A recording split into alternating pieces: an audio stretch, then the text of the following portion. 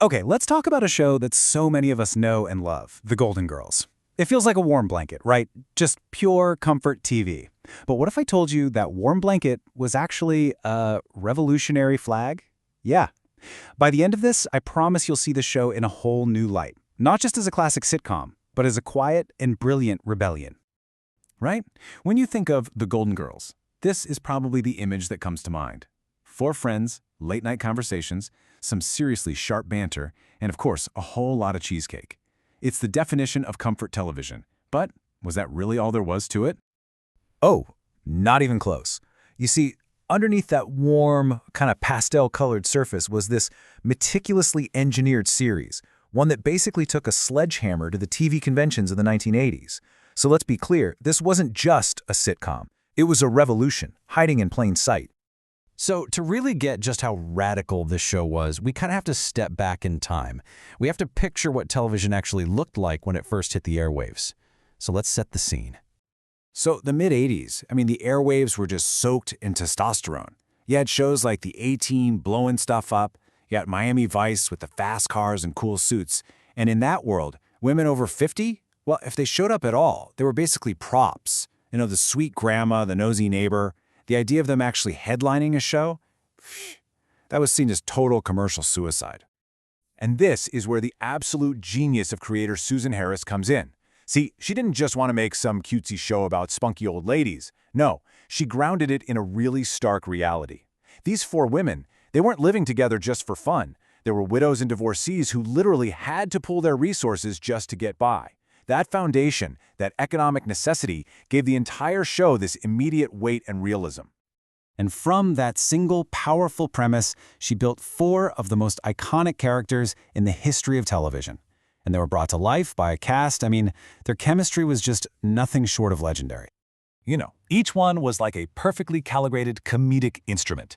You had Dorothy, the clear-eyed pragmatist; Blanche, the hopeless romantic; Rose, the wide-eyed innocent; and Sophia, the unfiltered, absolute truth-teller. It was just a perfect ensemble. Let's start with Dorothy, played by the monumental Bea Arthur. She was the anchor of the group, right? The substitute teacher from Brooklyn whose sarcasm was really just a shield for this deeply vulnerable heart. And that withering stare of hers, it could get a bigger laugh than a whole page of dialogue. She just grounded every single scene. And then you've got Blanche Devereaux. Oh, Blanche, the vivacious Southern belle who absolutely refused to let a number define her desirability. Now, you have to remember, in an era where older women were completely desexualized on TV, Blanche was a truly radical statement. She treated her sexuality not as some dirty little secret, but as a vital, joyful part of who she was. Something to be celebrated. And of course there's Rose Nyland, played by the one and only, the brilliant Betty White.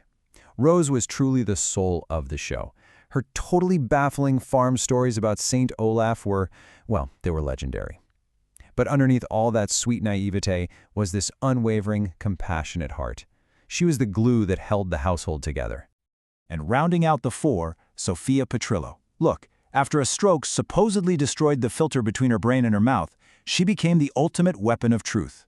Her stories, picture it, Sicily, were these wild, gritty fables. And her brutally honest one-liners? They could just slice through any bit of nonsense in the room. Okay, and here's a little piece of behind-the-scenes magic for you. Originally, Betty White was actually cast as the man-hungry Blanche, and Rue McClanahan was supposed to be the naive Rose. Can you even imagine? A last-minute swap had them both play against type, and boom, that was the stroke of genius that unlocked the show's absolutely perfect, legendary chemistry. But that incredible chemistry, it wasn't just luck. It was plugged into this perfectly designed joke-telling machine.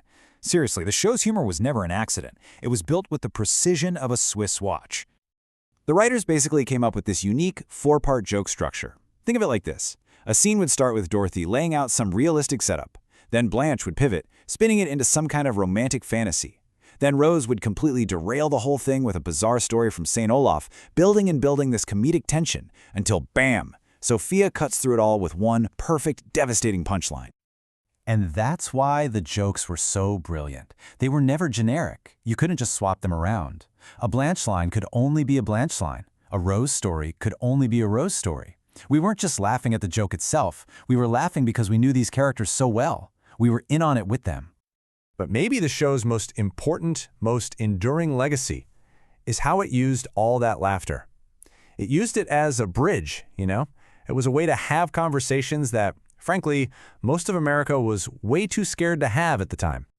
I mean, just think about the sheer bravery on display. This is the 1980s, and a primetime hit sitcom is using its massive platform to talk about the AIDS crisis with compassion and facts, not fear. They took on chronic fatigue syndrome when everyone was dismissing it as the yuppie flu. They spared down homophobia, undocumented immigration, ageism, just head on. And this was their secret weapon. Take a line like this, delivered by Sophia all the way back in 1991, defending a gay couple's right to be together. We're talking more than 2 decades before marriage equality was the law of the land. They used these characters that we loved, that we invited into our homes every week, to introduce these really progressive ideas in a way that was completely disarming and just profoundly human. So yeah, all of this came together to cement a legacy that goes so far beyond just being a funny show. It really did fundamentally change the television landscape forever. And hey, let's just talk numbers for a second, because they're pretty mind-blowing. The show was nominated for a staggering 68 Emmy Awards. And here's the really incredible part. In a feat that almost never happens, all 4 of the lead actresses won an Emmy for their role.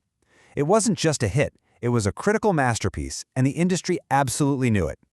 And you know, the show's whole central theme of a chosen family, this idea that a family can be forged by love and support, not just by blood, it became this powerful alternative to the typical family sitcom. It basically laid the blueprint for a whole generation of shows that came after, you know, everything from Friends to Sex and the City. And what's so cool is that its revival on streaming has introduced it to whole new generations. Millennials, Gen Z, they discovered a show that felt, honestly, shockingly modern and relevant. It became a viral sensation all over again, and it really solidified its status as a cultural touchstone for the LGBTQ+ community, who saw so much of their own experience, the struggles, the triumphs, the defiant creation of a loving surrogate family right there on that lanai. So, we come all the way back to this. 4 friends, a late-night snack. A simple, cozy scene. But can 4 friends sharing a cheesecake really change the world? Well, by now, I think we know the answer, don't we? By showing us what it truly means to build a community, to face life's biggest challenges with courage and a whole lot of humor. The Golden Girls didn't just entertain us, they gave us a blueprint for a better way to live.